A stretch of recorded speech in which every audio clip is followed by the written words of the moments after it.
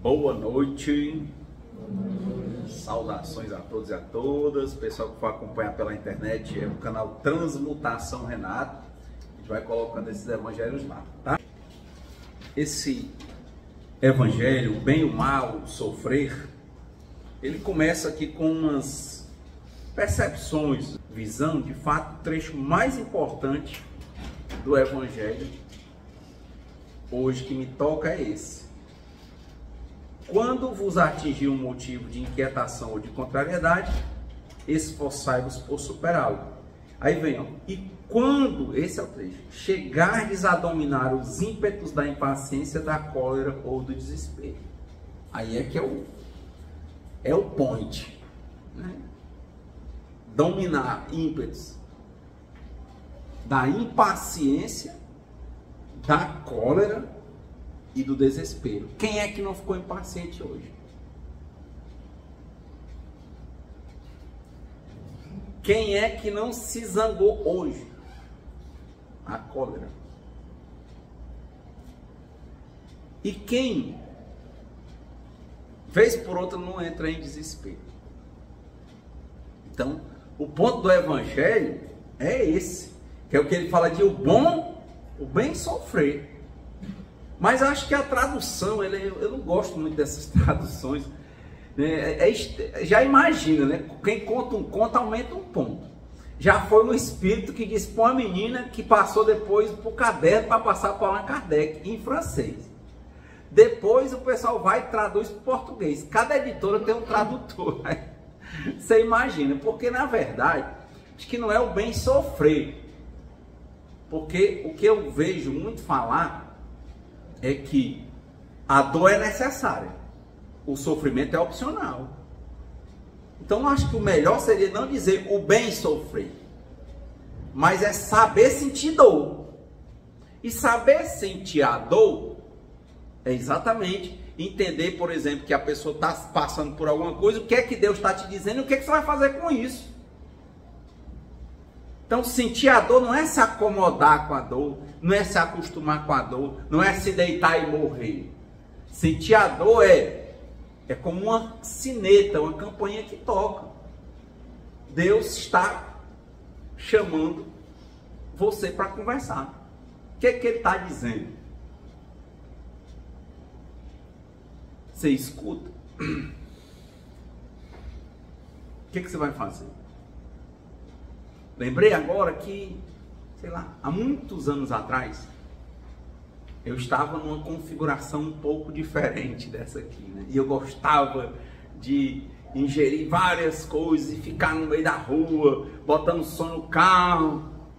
Com o carro, o meu carro tinha que botar a chave, ficava com a chave para o som tocar. Eu estava lá, achando que eu estava abalando, né? Tava lá, eu abalando ao sonzão, na Umbá e tal, né? Aí um dia, eu tava assim parado, desci, o carro abriu a porta, o som saía, né? O carro lá.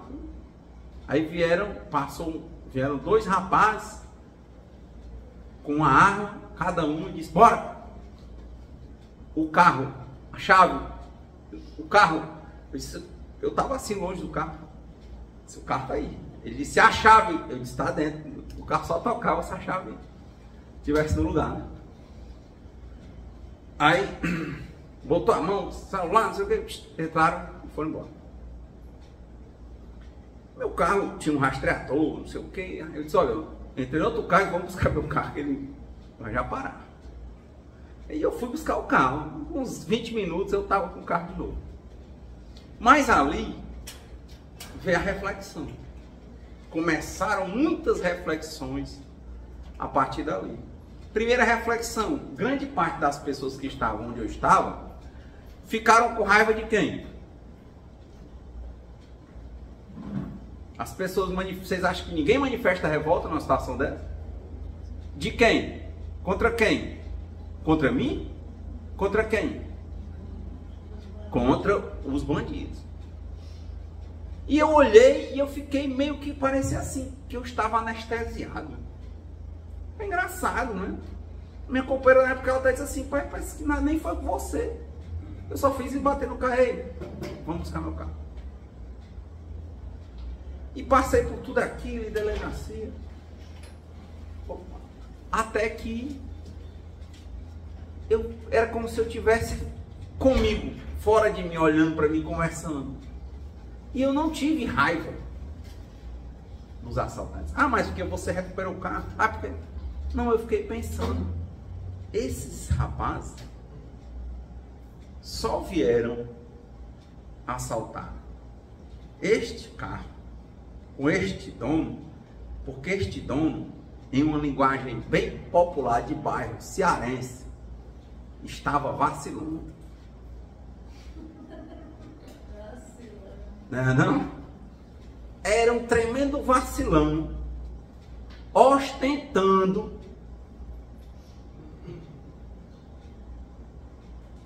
Era alguém que naquele momento talvez estivesse ansioso, inquieto, com baixa autoestima, com falta de alto amor, achando que para ser amado, para ser visto, tinha que botar o som alto, andar num carro que chamasse atenção, fazer algo, botar músicas que as pessoas iam dizer o que ele estava sentindo, ao invés dele mesmo olhar para a pessoa e dizer o que ele pensava. Então comecei a refletir. Lembrei de todo o tempo que eu passei fazendo isso. Muitos anos ainda antes. E fui lembrando cada situação. Por que eu tinha feito isso? Por que eu estava ali? Por que eu estava na condição de vacilão?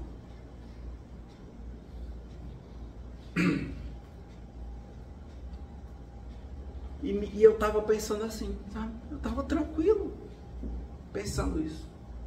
Eu não fiquei, graças a Deus que eu não levei um tiro. Não, eu fiquei pensando, por que eu tô? Ou por que eu vacilo tanto? E eu vi, não, ninguém pode ter nada, não é isso não. Por que eu tinha tanta necessidade de me sentir confirmado e aprovado pelos outros, fazendo esse tipo de coisa? E geralmente momentos assim, de ansiedade, de inquietação, de raiva. Pessoal, eu vou sair, eu tomar uma para desopilar. Hoje já está com mais de 6 anos que eu não ingiro nada, só por hoje, né? Mas interessante. A partir dali, eu não perdi carro, eu não paguei franquia, nada. Mas ali foi um momento em que Deus me deu uma dor. E era a hora que ele estava dizendo, e aí, cara, vai continuar vacilando? Quer sofrer? Ou essa dor basta? Capta a minha mensagem? Aí eu pensei, vocês acreditam que tempo depois eu vendi esse carro, eu tirei, era grande coisa, uma época, foi uma festa no dia que eu comprei esse, como é que chama, que tinha televisão, tinha tudo, que era, como é que chama, kit multimídia. Rapaz, esse kit multimídia eu tirei para botar no outro carro, o outro carro veio com, enfim, tá lá há anos o kit multimídia dentro de uma caixa. Sei nem se presta. E impressionantemente, eu tinha um HD com 40 mil músicas. Eu quase não escuto mais música. Ao invés de eu ficar colocando as letras das músicas alto para dizer para as pessoas uma coisa que eu queria dizer, eu comecei a exercitar dizer. Nas minhas meditações, falar comigo. Nos meus diálogos, tentar falar de forma aberta, participar desses grupos que eu falei para vocês, como Neuróticos Anônimos, trabalha com emoções, Codependentes Anônimos, trabalha com relacionamentos, falar, e impressionantemente, eu tenho tudo lá, mas assim, eu não sei como, eu não disse assim, ei, para de ouvir isso, eu não senti, só por hoje, não tenho sentido necessidade. brigar com alguma companheira. Ixi, eu lembro demais. Eu ainda tava lembrando aqui, Jovem Guarda, né? Sempre eu falo dessa música, que era aquela, sabe, aquele que fica repetindo a música? Aquela música antiga da Diana, não tinha, né? Por que brigamos? Já falei várias vezes. Que era, ficava aquilo ali, né? Eu queria dizer isso. Quanto mais eu penso em lhe deixar, mais eu finjo, eu sinto que não posso. Pois eu me entreguei à sua vida muito mais do que devia. O medo de ficar só me apavora e eu me desespero. Eu queria dizer isso. E eu ficava botando a música para dizer. E o relacionamento não se resolvia. Então, o que você acha que tem a ver? Você consegue fazer um link entre o que eu estou dizendo com o Evangelho sobre você passar? Ele falou bem sofreu, eu disse bem sentiu, andou? Ou não consegue ver nenhuma ligação? Para mim, eu vi na hora. Eu passar, você passar por um assalto, você... Não, Deus me deu um toque. Ei, mano, tu não acha que já está vacilando demais, não? Eu entendi, eu acho. Só por hoje. Então, a partir daí começa todo um trabalho, né? Como que ele foi só um susto. Mas o que é que vem depois? Qual é a diferença de alguém que está aqui, drogadicto, sem dente, um alcoólatra que está na engorda? A diferença dele para qualquer um que usa alguma substância lícita ou ilícita. Só tem uma diferença, sabe qual é? Continuidade. Vocês pensam que o gelo lá no Polo Norte ou Polo Sul, ele cresceu no inverno? Não é não, são milhares de anos, né? Assim, aí você fica numa camadinha, depois outra camadinha, depois outra, quando você vê, é um iceberg, é uma calota polar. Assim é o vício. Diz que quem vai cozinhar um sapo, se você jogar o sapo na água quente, ele sai pulando. Você bota ele numa boa, aí a água vai esquentando, ele vai achando bom, quando ele vê, ele morre lá dentro. É assim que as adicções nos pegam. É assim que as emoções descontroladas nos pegam. Então, hoje, quantas vezes eu já, nesses 8 anos de vida do meu filho, eu não já fiquei colérico? Quantas vezes eu já não falei de forma grosseira com as pessoas, quer dizer, descontrolando as emoções? E há quanto tempo, cada vez que antes eu não pedia desculpa, antes eu alimentava para mim mesmo que eu estava certo, e entre ser feliz e ter razão, eu queria era ter razão, porque eu achava que no final quem tinha razão ia acabar sendo feliz, e a razão não era de Deus, a razão era minha. Isso é o egoísmo, isso é o egocentrismo. E quem faz isso não tem narcisismo de alto amor, não, é porque não se ama. Fica fazendo as coisas para olhar nos olhos de alguém e se sentir aprovado. Vocês já viram, por exemplo, é muito comum mulher e homem quando terminam um relacionamento, aí começa a alugar os outros falando de quem? Da outra pessoa do relacionamento, querendo que a pessoa diga assim, mulher, tu tá certo. Olha, cara, tu é mesmo, é isso mesmo, aquela mulher prestava não, não é isso não. Você não tem você para conversar isso. Aí fica alugando todo mundo, horas e horas. Aí às vezes tem a oportunidade de reatar o relacionamento, só fica, não, mas você sabe, você estava errado. Enquanto ele quer que a outra pessoa diga que ela estava errada, porque ele é que não podia estar, entende? Ele quer ter razão. E isso em si já é um descontrole emocional, isso é neurose. Aí está um ponto do Evangelho. Mas é um ponto da vida da gente toda. Porque quem faz um cesto tenderá a fazer um centro, meu amigo. Você não vai ficar querendo ter razão e ser o danadão só para o seu companheiro ou a sua companheira, não. Você vai fazer isso com todo mundo. Você não vive e deixa viver. Você quer que o outro mude, mas você não quer mudar. E aí é problemático, porque eu não tenho nem de nenhuma forma a condição de mudar o outro. Eu só posso mudar a mim mesmo. Então, tá em um ponto. Já é um descontrole. Ah, mas eu não vou... Não, ela tem que assumir que está errada.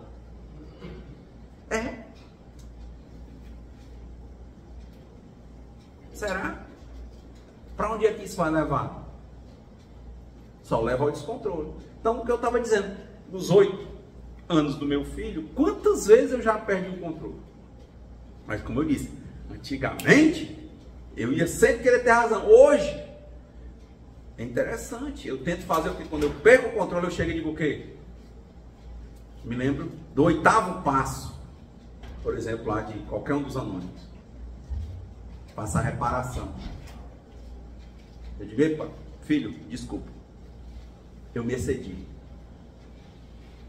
E a cada dia que vai passando, eu vou me observando. E eu digo assim, poxa, por que eu tenho que ser tanto assim grosseiro, tão ríspido com as pessoas? Moralismo excessivo, legalismo excessivo, querer ser a palmatória do mundo. Aí eu fiquei pensando, relembrando, né, da minha infância. Será que é porque eu fui educado com pessoa que brigava muito, que batia? Então, mas assim, independentemente de eu ter sido criado assim, a pergunta é: o que você vai fazer hoje? Porque eu não sou mais criança. Mas foi importante perceber. Então eu fico querendo moralizar o mundo e não é assim. O Buda dizia isso, né? Quando eu digo que uma pessoa vai por aqui, a pessoa vai para outro canto, ela vai para onde ela quiser. Por isso, eu tenho que viver e deixar os outros viverem. E o meu filho, uma criança, eu tenho que orientar, eu não posso deixar ele sem orientação. Mas também, como dizia o Emmanuel, o sim existe e o não existe. O sim não precisa ser um mel e o não precisa ser um fel. Mesmo que tenha que ser dito. Para que tanta grosseria? Para que tanto palavrão? Então, eu acho que desse tempo de eu perder o controle, mas ao menos hoje tentar reconhecer e às vezes pedir desculpa, geralmente agora você tem ficado como um exercício. Às vezes ele olha e diz assim, pai, você está falando tanto palavrão agora. Aí eu digo, desculpa, é mesmo, estou errado. Mas na época, no que eu entendia como eu fui educado, uma criança não poderia repreender o pai. Eu disse, olha, o que é certo, se estiver errado, você me diga, e assim vai. Está errado? Desculpa. Mas ao mesmo tempo eu digo, olha, eu vou me esforçar para não fazer dessa forma. Quando eu vejo, grito de novo. Falo palavrão de novo. Que eu vejo que não era necessário. Não ia ter efeito positivo nenhum. Eu estava descarregando ali mais minha situação de poder para quem não tem poder à minha frente, porque se fosse uma pessoa mais poderosa eu não dizia. Eu lembro de uma história que eu vi de um vídeo. O cara bateu no carro do outro, aí o da frente, né, o de trás bateu no carro da frente, o da frente desceu com um pedacinho de pau, quando o outro, para bater no carro, aí quando o outro desceu, era um cara que estava doido dele, com a arma na mão, ele, opa, desculpa, não sei o que, depois eu vou mandar ajeitar seu carro, aí foi embora. Quer dizer, será que se eu não me sentisse mais poderoso do que o meu filho, eu falava com ele desse jeito? Será que quando eu estive em situações em que eu estava com um chefe, com um cliente importante, que o cara fez tudo errado, grosseiro, eu tive a capacidade de levantar a voz? Eu fiz isso, vocês fazem? Fazem? Aí eu começo a me perceber, eu digo, olha, você está fazendo isso porque é o cara que faz isso com a mulher, às vezes a mulher que faz como, porque acha que ele está numa posição de dependência. Começa o jogo de codependência e manipulação. Gritar, manipular, eu sou, quem come do meu pirão, aguenta do meu cinturão. Então você vai aguentar. Então a gente chega nesse momento de olhar. Eu não acho que tem que ser lá na frente. Começa por aí, trabalhar as emoções. Mas para trabalhar as emoções, tem que ver as emoções. Porque a vida de provas e expiações vai ficar mandando constantemente o quê? Desafios. Deus nos desconforta. Deus é o Deus, já falamos aqui, que destrói sonhos. Só para mostrar que quem manda na vida é Ele, não somos nós. E ele destrói sonhos não porque ele é sádico, mas porque ele cuida de nós. Quando a gente gosta, a gente cuida. Para cuidar, às vezes a pessoa tem que levar o filho para levar uma injeção e ele não quer. E vai chorar, você não pode fazer nada. Como diz a Joana de Ângeles, por mais que eu ame alguém, eu não posso tomar remédio pela pessoa. Entende? Eu não preciso ser o cara que vai gerar a dor do mundo. A dor do mundo vem para todo mundo, porque ela ensina. Agora, o sofrimento é para quem quer. Ou seja, quem não quer aprender com conselho, leva a pancada aumenta. A dor aumenta. Aumenta. É aí. Faz certo que dá certo, faz errado que dá errado. Primeira coisa, eu acho que nós estamos aqui para aprender. E a primeira grande coisa que a gente vê o aprendizado é quando a gente começa a enxergar as próprias emoções e a trabalhar as próprias emoções. Num primeiro momento, não vai precisar de psicólogo, psiquiatra, de grupo, de nada. Precisa de você com você. Quando a coisa vai avançando, aí logicamente que você vai precisar do atendimento profissional que vai te ajudar até você encontrar um método. Por quê? Porque às vezes você está há muitos anos repetindo uma prática, está num looping, num hábito que está muito arraigado, mas você tem condição de mudar. Porque muita gente que continua transferindo. Eu conheço gente, e quando eu comecei a conhecer o Espiritismo, era assim: ai, se eu estou triste é um encosto, é um espírito. Irmão, primeiro, de novo, você pode mudar o outro espírito? Não, você pode mudar você. O que você está fazendo para deixar essa coisa entrar? Com certeza todo mundo sabe as adicções que tem. Sabe o que faz escondido e o que pensa. E você sabe, e outros sabem. Quem sabe? Deus. Ele sabe. Não, eu estou com a dor aqui. Dor aqui, às vezes a pessoa não olha nem se dormiu de mau jeito. É um espírito. Que conversa é essa, meu irmão? Aí a pessoa vira papa passe, papa energia, papa não sei o que. Meu irmão, isso aí ajuda, mas é o ajuda-te que o céu te ajudará. O que é que você está fazendo? Rádio que toca brega, tem público de brega, dificilmente vai tocar funk. Então, se tem alguma entidade que está lhe animando para usar drogas, lícitas ou ilícitas, para fumar, para ficar triste, não sei o que, você diz assim, bom, primeiro assim, aquela entidade se aproximou porque eu estava também com vontade. Por que eu tenho que dizer que a vontade todinha era da entidade? Assuma. Eu estava doido para fumar. Aí estava. Não era entidade nenhuma não, você estava a fim de fumar. Agora, na hora que você ficou a fim de fumar, você entrou numa sintonia que os fumantes querem fumar também. Ora, mas onde tem quem fuma não gosta um monte? Ah, então antes, ou em paralelo ao meu tratamento no centro, eu vou fazer o meu autotratamento. Eu tenho que me ver, eu tenho que assumir se eu estava com vontade de fumar mesmo, de beber, de me prostituir, o que for. Já vi gente que diz assim, não, mulher, ela se prostitui porque tem a pombagira. Já viu gente dizer assim? Que é uma entidade. Não, peraí. Vamos começar a ver de novo. Seja sincero, honestidade absoluta com você e com Deus. O que é que está acontecendo com você? Porque a partir do momento que você identificar, bom, eu estou com vontade também porque eu gosto, né? Assim tinha a novela com a mulher, a Sinira, né? Eu gosto. Bom, eu gosto de uma coisa que me faz mal. Pronto. É vergonhoso, eu vou me sentir culpado. Mas você gosta? Seja honesto com você e com Deus. Gosto. É negócio de espírito, nem nada não. Eu gosto. Pum. Ah, você gosta, tá certo. partir do momento que você identificar que você gosta, você vai começar a descobrir por que é que você gosta. Depois que você descobrir por que você gosta, você vai começar a dizer, eu gosto é do gosto. Eu gosto é de sei de quê. Aí você vai começar a dizer assim, quais são os momentos em que você tem vontade?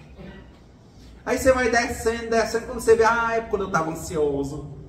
É quando eu brigava com alguém. Você começou. Sabe o que é mais impressionante? Que quando a gente começa a enxergar aquela força que a gente estava de fazer, ela acaba se esvaindo. E se tinha alguma entidade, sabe o que aquela entidade faz? Se aquela entidade queria era fumar, você está pensando e tal, o que aquela entidade diz? Esse aí não vai fumar não, eu vou atrás do outro. Mas ele quer fumar. Mano. Não sei se eu consigo que vocês alcancem essa compreensão. Incomoda. Porque a responsabilidade primeiro fica em quem? Em nós. Você não espera quinta-feira para ir para o centro? E vai, e deve ir, vai te ajudar, vai. O psicólogo vai ajudar, vai. O psiquiatra vai ajudar, vai. Mas você tem que querer se ajudar. Por que falam tanto da importância da meditação?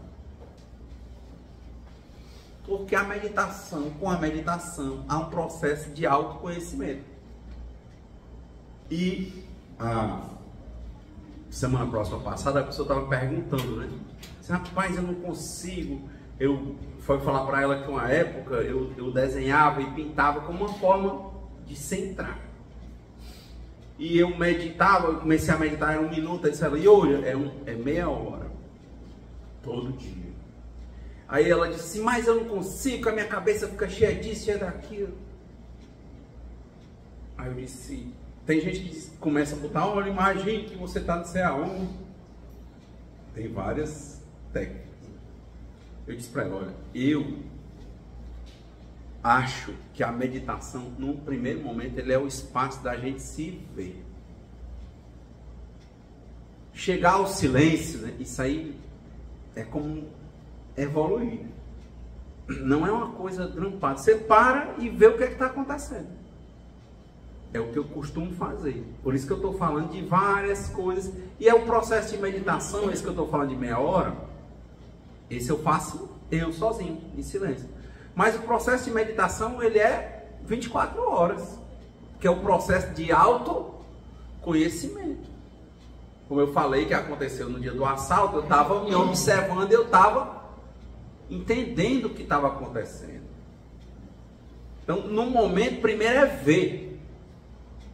Será que nós estamos nos vendo de forma adequada? Esse é o primeiro ponto que nós temos falado. Então, esse evangelho aqui é fundamental para que a pessoa possa se trabalhar a nível de cólera, é o que ele falou, né? Cólera. Quais são as outras emoções? Ele disse cólera, inquietações e o desespero. Primeiro, você olha o que está acontecendo.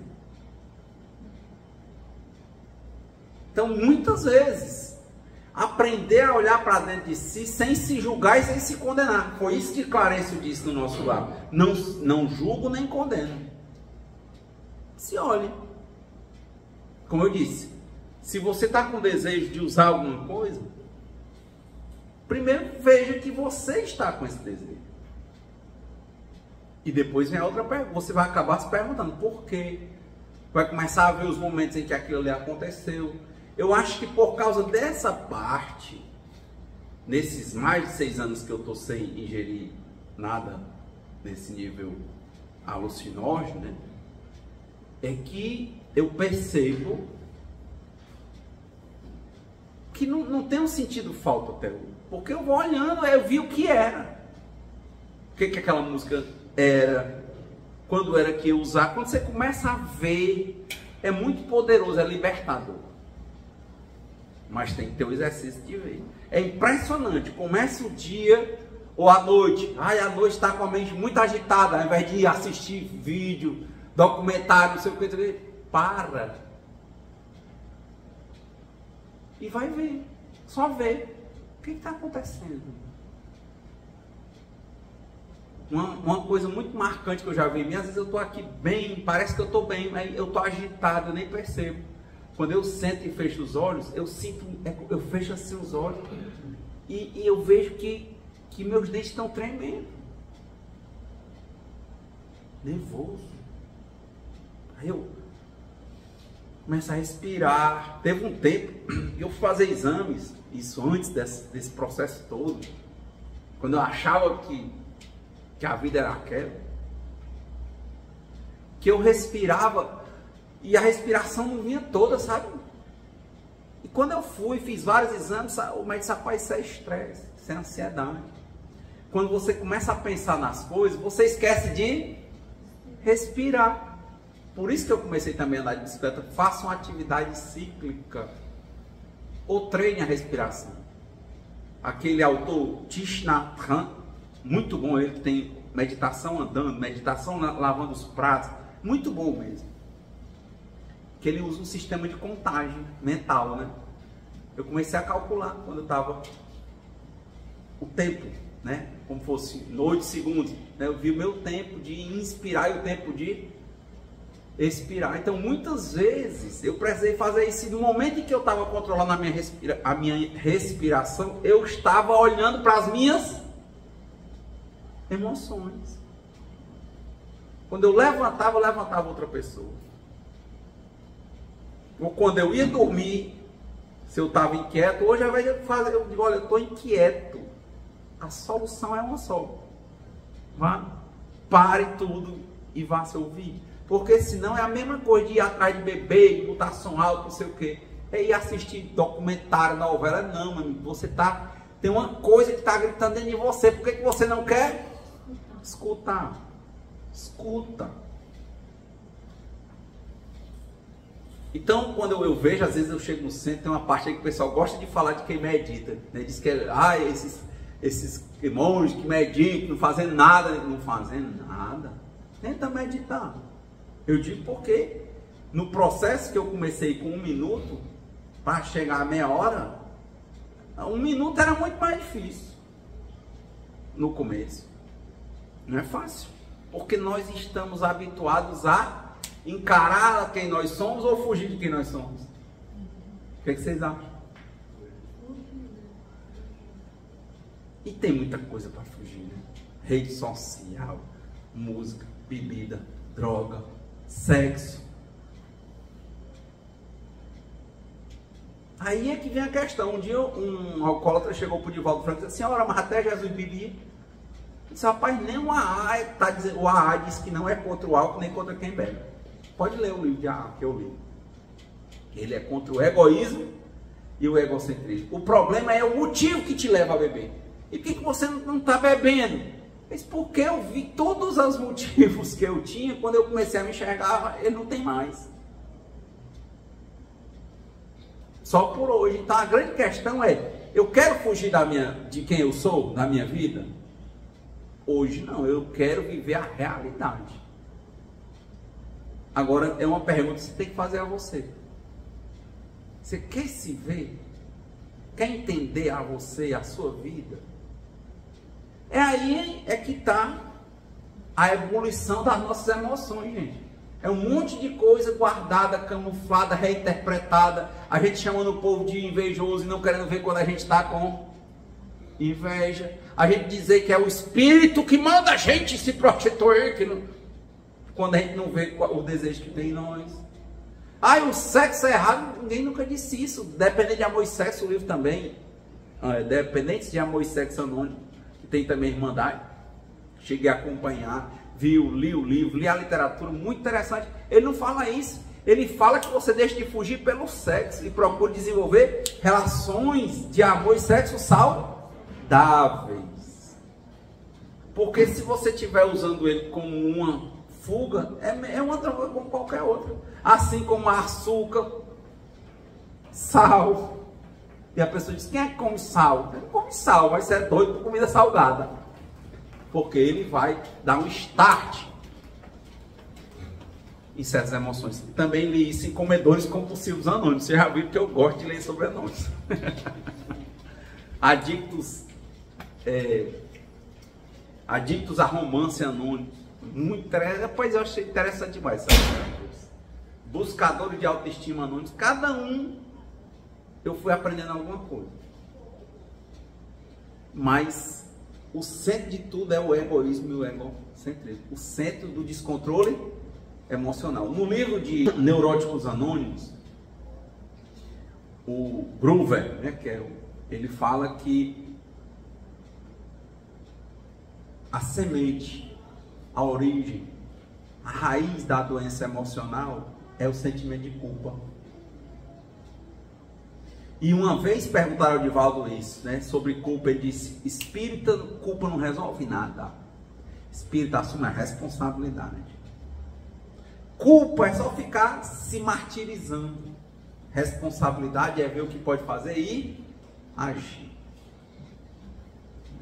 Então, o sentimento de culpa, gente, eu concordo com o Gruber nas minhas reflexões.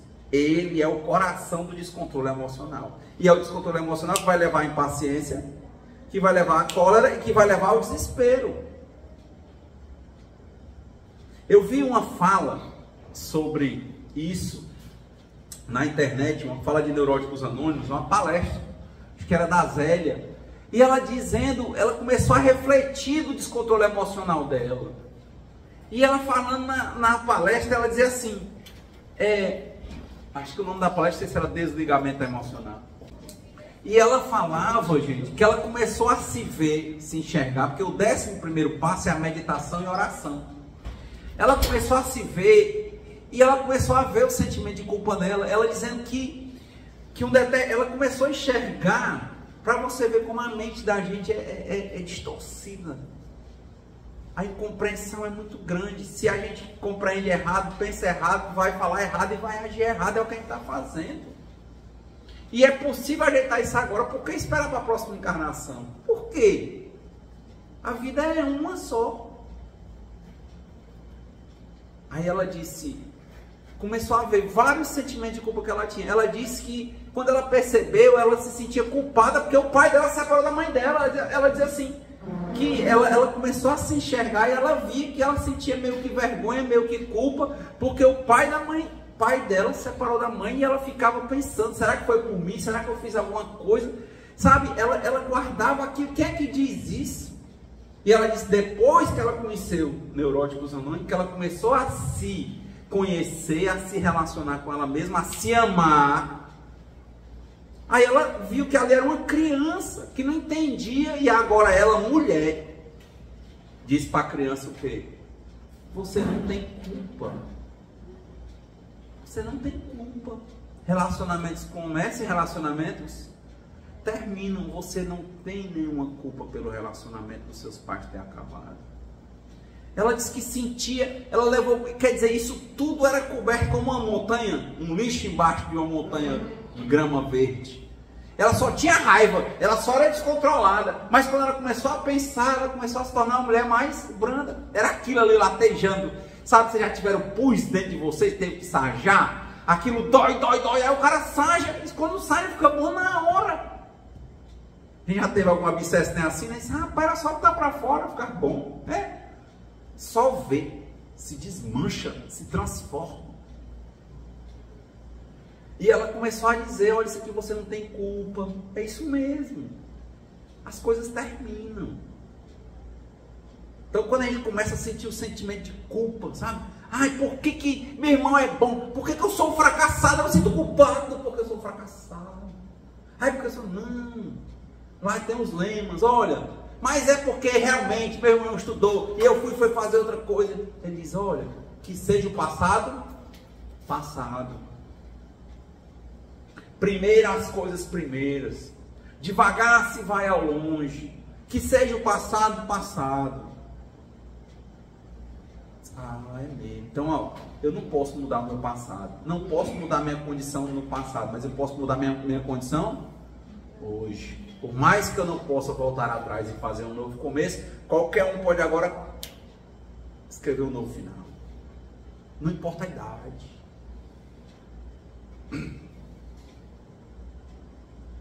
Será quantas coisas a gente vê no processo de se observar, ao invés de fugir? Então, normalmente hoje, a maior parte do meu dia é tentando observar essas vontades de fugir. Então, quando eu me estressei, gritei com o meu filho, eu pensei. Depois eu pedi desculpa e pensei, não, ele tem um problema, mas tem um problema comigo aqui que está acontecendo. E a gente tem que trabalhar ele, tem que tentar resolver. E esse é o aspecto diário. Viver, aprender a viver com quem? Conosco. É duro. A pessoa falar, por exemplo, de sexo e relacionamento quando ela está com alguém. É fácil. Falar de comida quando está farto. Quero saber como é que você se relaciona com você quando você tem um momento só. Se você tem solidão, você tem solitude, né? Quer dizer, uma plenitude na solidão. Sem querer estar só porque quer se isolar, porque tem medo do relacionamento não dar certo e se sentir culpado porque não deu certo. Mas saber que com você está bem. Saber que você estando bem com você, você é capaz de se amar. E quem é capaz de se amar é capaz de amar e de sentir, receber amor. Porque quem está ferido vai ferir. Tem que se curar, se tratar. Então acho que aí esse é o nosso movimento das águas. Todo dia os problemas vêm para testar quem? As nossas emoções. Porque as nossas emoções vêm das nossas compreensões. Quantas vezes no meu processo de meditação, dia de segunda-feira, eu me vi apressado. Sabe como é que resolveu? Eu olhei para mim e disse assim, ei, apressado por quê? Porque hoje é segunda-feira. Meu filho, isso aí é só uma convenção, todo dia é dia. É besta? É besta, mas gente, fazem muitas segundas-feiras que todo dia é dia. Eu tive que dizer isso para mim. Porque senão, sabe como era? Domingo já era uma tristeza, porque amanhã era segunda. E segunda eu já estava, ai meu Deus, segunda-feira. Estresse, não sei o que. Eu digo, não, meu filho. Para com isso, Renan. Deus te criou para todo o tempo. Todo dia é dia. Aí o que eu dizia para mim? O que eu digo quando isso acontece? Meu filho, calma. Por isso que eu acho importante fazer essa meditação. Começar ela de manhã. Quando acorda. E às vezes antes de dormir. Renato, você já está no ponto de ir para o céu? Nossa, eu disse neste instante que eu ainda estava brigando, esculhambando o menino aí. Só que a minha discussão não é ir para o céu. É aprender a ser melhor do que eu mesmo a cada dia, sem ter a pretensão de ser melhor do que ninguém. Aqui o Evangelho falava muitas vezes, você vai fazer isso e Deus vai te... Meu irmão, a discussão é outra. Eu acho que eu ainda não estou no nível de estar querendo subir no pódio para Deus me dar louros. A discussão é essa. Eu tenho que me conhecer, me entender, meu relacionamento comigo e com Deus, com a vida, com as pessoas, e me melhorar. Enquanto eu tiver esse sentimento de culpa forte, o medo, era o Renato Russo que dizia, tudo eu usava música para dizer. Ele dizia melhor do que eu, mas não, eu preciso entender e dizer. Ele dizia, tudo é dor, e toda dor vem do desejo de não sentirmos dor. É isso mesmo. Quanta gente não está se relacionando, não quer ter filho, para estar escolhendo ter um pet, porque acha que ter um filho vai gerar mais problema. Ou nunca vi ninguém dizer isso? Não, meu filho, você não vai fugir da dor, não. Ela vai vir. Sempre ela vai vir. Não importa o que aconteça. O que importa é como é que você age com o que acontece. Eu estava, para encerrar, dado o tempo, eu tive uma grande oportunidade de assistir o Kung Fu Panda 4. Aí foi muito massa. Porque quando quem já assistiu Kung Fu Panda? Nunca, ninguém conhece? Alguns conhecem. Quando o mestre Hugway era uma tartaruga, né? Aí eles são antropomorfizados, né? Os animais. Então, é com característica de humano, né? Em bicho. Então, o grande mestre de meditação, de artes e tudo, era uma tartaruga. É um símbolo legal, né? Porque a tartaruga é lenta. Ela faz as coisas no tempo certo. E ao mesmo tempo tem uma casca dura, quando é necessário, sabe se defender. E aí o ratinho tem raiva, né? Ele é meio ciumento. Porque ele queria ser o dragão guerreiro lá na história, né? Ele queria ser o mestre. Só que ele é tão apegado a isso que o mestre viu que não era para ele. Ele vai só treinar o cara. Aí eu lembro que na hora que ele vem, né? O outro falar com o mestre Hugway, lá, ele estava lá meditando, né? Ele estava meditando assim na oposição, que é o Seichonoye, né? Que você faz posições do Kung Fu devagar. Aí ele estava lá parado assim, ó, parecia uma árvore. Aí ele chegou, mestre, eu tenho uma notícia ruim para lhe dar. Aí ele disse, meu filho, uma notícia é só uma notícia. Não é ruim e não é boa. É só uma notícia. Então, quando você coloca o que é ruim e o que é bom, aí tem uma opinião. E a sua opinião não vai mudar as coisas.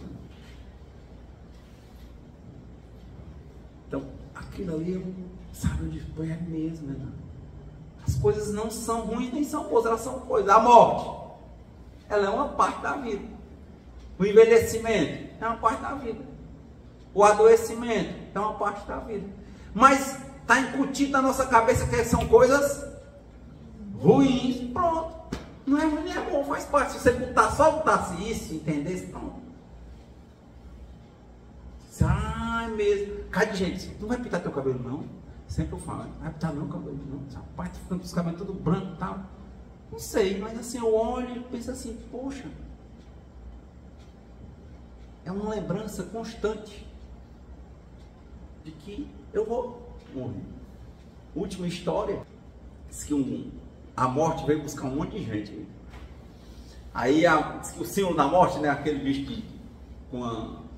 Como é o nome daquilo, né, que ela usa? Uma foice, né? Diz que ela matou tanta gente que a foice ficou cega. Aí ela foi lá no ferreiro e pediu para o ferreiro amolar a foice, né, para ela continuar o serviço. Só que a morte não andava com dinheiro, né? Aí o ferreiro disse, aí, para pagar? Ela disse, não. Como é o pagamento? Ele disse, não, eu quero só uma coisa. Quando a senhora vier me buscar, eu quero que a senhora me avise antes. Aí pronto. Passou, né? A morte foi embora, né? Porque já conseguiu tirar dela, levar ele na hora, né? Aí passou. Quando foi um dia, a morte veio. Aí ele, aí, você está descumprindo sua palavra. Por quê? Eu não disse que você me avisasse? Faz anos que eu amolei sua foice. Chegou agora e já veio. Já veio. Aí ela disse, não, eu não te avisei. Você lembra quando eu vinha há anos, seu cabelo era preto? Ele ficou branco. Você lembra que você tinha saúde? Ela foi embora. Eu fui te avisando por vários anos que eu vim te buscar.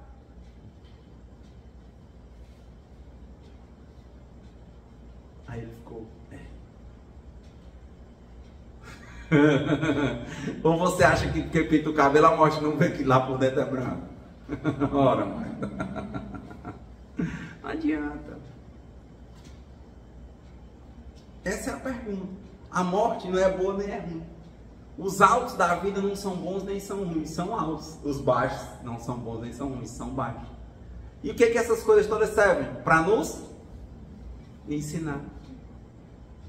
Por isso que eu digo, o sentido da vida é aprender. Muito sábia a mensagem do mestre Hugway.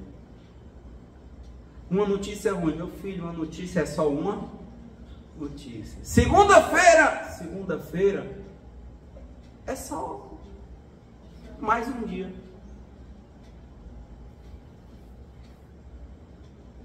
Mas já anoiteceu, é mais uma hora. Eu preciso às vezes dizer isso muitas vezes para mim, mas me ajuda. Então, ficou claro mais ou menos hoje? Com as histórias, facilita ou dificulta? Então, que Deus nos conceda a serenidade necessária para aceitarmos as coisas que nós não podemos modificar. Coragem para modificar aquelas que nós podemos. E sabedoria para distinguir umas das outras. E que seja feita sempre a vontade de Deus antes da nossa. Muita paz e boa semana.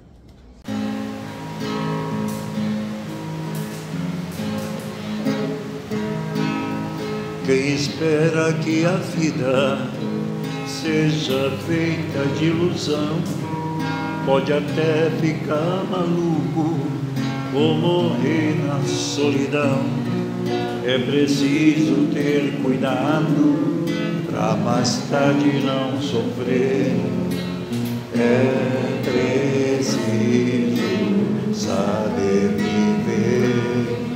Toda pedra do caminho você deve retirar.